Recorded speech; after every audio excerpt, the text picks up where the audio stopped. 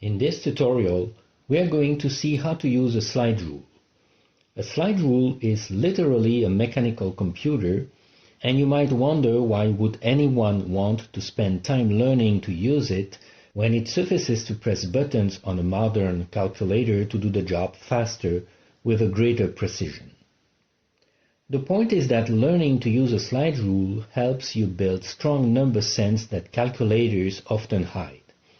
Very often, students don't realize that they are using their calculator improperly and that the results they get are completely wrong. Knowing how to use a slide rule helps you get better at estimated sizes of numbers and noticing when an answer cannot be right. Multiplication becomes something you can see as the addition of distances, which makes the operation feel more like stacking blocks rather than abstract symbols. The slide rule only gives a few meaningful digits, so you learn to respect real precision instead of trusting long strings of numbers. Its slower operation, hands-on use, keeps your mind involved in the problem instead of just pressing buttons. At the same time, ideas like powers, roots, and logarithms become easier to understand, and you learn to use a tool that works anytime without batteries, where the only source of power comes from math. So, in this tutorial, we are going to see how this simple mechanical tool allows you to perform multiplications and divisions, which is the subject of this first part. Although the tool is not designed for performing additions and subtractions, because these operations are simple enough to be done mentally, we will see that a simple trick makes it possible to use the slide rule for them.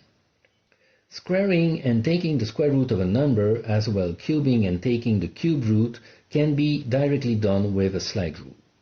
And we will see that the tool also allows us to raise a number to any power and perform arbitrary root extraction.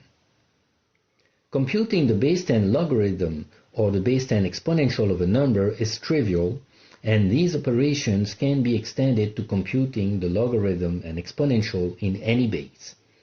Finally, trigonometric functions and their inverses can be computed as well. So, did such a simple tool really help put men on the moon? The answer is yes, definitely. There are about 100,000 engineers who worked on the Apollo program. While digital computers were already existing, they were scarce, expensive, batch-processed, and their access was slow for everyday work. So, many computations were performed by engineers using slide rules. This is a fact. Now, there is a story according to which Buzz Aldrin used his slide rule for last-minute calculations of positions and thrust vectors before landing the Eagle on the moon. But I think that this is a deformation of reality. The real fact is that the astronauts were carrying slide rules in the landing module just in case of a computer failure. Alright, so let's take a look at a typical slide rule. There are three elements: the body, the slide, and the cursor. There are different scales that are present on both the body and the slide, as well as on the back of the slide. Before we explain how to operate the tool, we must make sure that we know how to properly read the scales. So we are going to focus here on the C and D scales. These are two identical base 10 logarithmic scales, and we can see that the numbers get closer and closer to each other as they increase. If we make a zoom on the scale over the region between the 1 and 2 major tick marks, we can see that it is divided into 10 minor intervals, and each of them is divided in 10 sub-minor intervals. This means that the value of a sub-minor interval is 0.01. For instance, the red line that is shown corresponds to the value 1.14. But now, if we zoom on the region between the 2 and 4 major tick marks, we can see that they are still divided into 10 minor intervals. However, each of these minor intervals is divided in only 5 sub-minor intervals. So we have to pay attention that in this region, The value of a subminor interval is 0.02. For example, the red line corresponds to the value 2.38. Likewise, if we zoom on the region between the 4 and 10 major tick marks, we still have 10 minor intervals, but only 2 subminor intervals, so this time the value of a subminor interval is 0.05. Thus, the red line here indicates the value 5.95. Now, the numbers on these C and D scales only go from 1 to 10, but that doesn't prevent us from doing computations with numbers between 0 and infinity. The important aspect of slide rules to understand is that they work with significant figures, typically 3, and that it is the user's duty to mentally keep track of the actual location of the decimal point. This means that the value 3.78 on the D scale can represent as well the values 37,800 or 0.000378. If you don't have a slide rule handy, you may want to print these C and D scales in order to follow the rest of this tutorial. They will allow you to work with only 2 significant figures, but this is perfectly sufficient for practicing and understanding this tutorial. Let us start with the multiplication that requires only the use of the C and D scales, which again are base 10 logarithmic. The key idea is to take advantage of the property that the sum of the logarithms of two numbers is equal to the logarithm of their product. It is important to understand that the number a is the value that we read on the scale, while the logarithm of a corresponds to the distance between the left index, that is the tick mark 1, and the location where we read the number a. Thus, by adding the distances that correspond to log a and log b, we obtain a total distance that is equal to log of ab. Thus, by reading the value on the scale that corresponds to this total distance, we obtain the value of the product AB. So, here is the procedure. Move the slide so as to place the left index of the C scale over the number A on the D scale. The product is then read on the D scale under the value B on the C scale. Let us see how this works with a concrete video example. Say that we want to compute 2.12 times 3.42. So we start by moving the left index on the C scale over the value 2.12 on the D scale.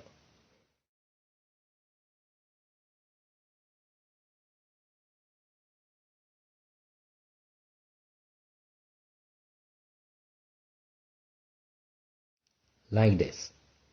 Then we search for the value 3.42 on the C scale and bring the hairline of the cursor onto it.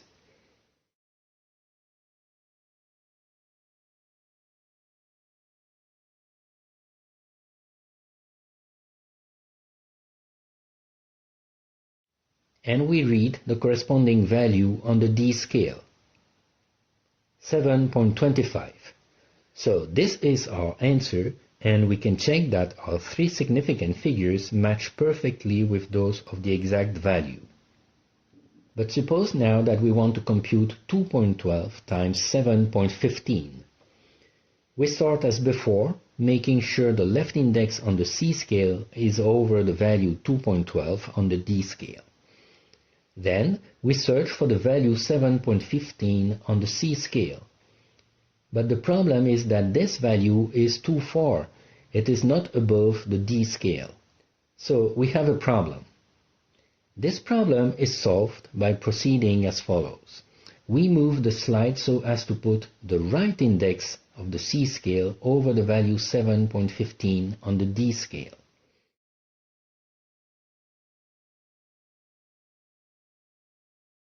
Then we move the cursor to the value 2.12 on the C scale.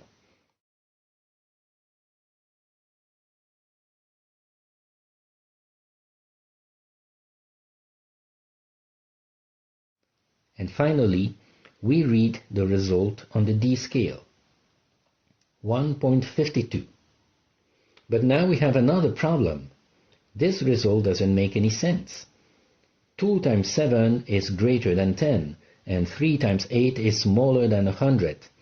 Clearly, the result should be between 10 and 100. This is where we need to remember that the slide rule works only with significant figures and that it is our job to keep track of the decimal point. It is clear now that the result should be interpreted as 15.2. Once again, we can check that our three significant figures are perfectly consistent with the exact value. Suppose now that we wanted to compute 0.0212 times 7,150,000. Taking the three significant figures of each of the factors, we would still compute 2.12 times 7.15 as before, whose result we know is 15.2, and we would keep in mind that the result needs to be corrected by moving the decimal point by 2 positions to the left because of the first factor, and by 6 positions to the right because of the second factor. This means moving the decimal point of 15.2 by 4 positions to the right, leading to the final result, 152,000. You should now be capable of computing the product of any two factors. This brings us to the operation of division. It is clear that this is the reverse operation of the multiplication, so all you have to do is to reverse the steps.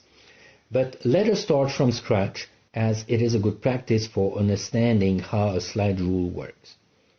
What we want to do here is take advantage of the fact that the difference between two logarithms is equal to the logarithm of the quotient.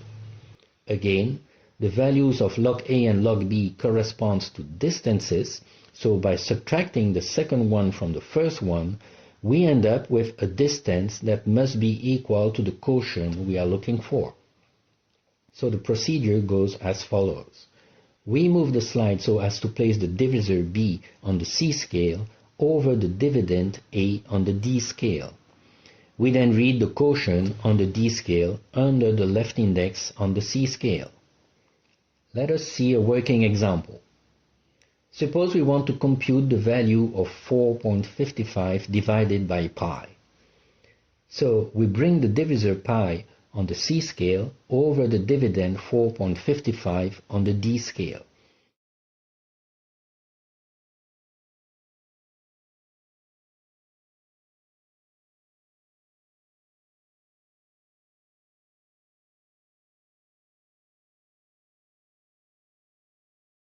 Then we move the cursor to the left index on the C scale and read the result on the D scale.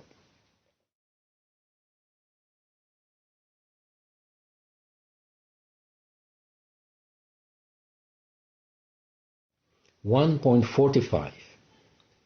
Again, we can check that our result is consistent up to 3 significant digits with the precise value given by a calculator. Finally, let us compute 6.55 divided by 8.90. Proceeding as before, we place the divisor 8.90 on the C scale over the dividend 6.55 on the D scale. But then, we don't see anything if we want to read what's under the left index on the C scale, because we moved the slide to the left. So, we simply read on the D scale the value that is under the right index on the C scale. 7.35. But clearly, this cannot be the correct result, because the denominator is greater than the numerator. It should be clear that we need to move the decimal point to the left by 1 position. Thus, we conclude that the result is actually 0.735. Once again, our result matches well the precise value given by a calculator. This concludes the first part of our tutorial. In the next part, we will see how the slide rule can be used to handle proportions and conversions, as well as how it can be used to find the reciprocal of a number. Please like, write a comment, and subscribe.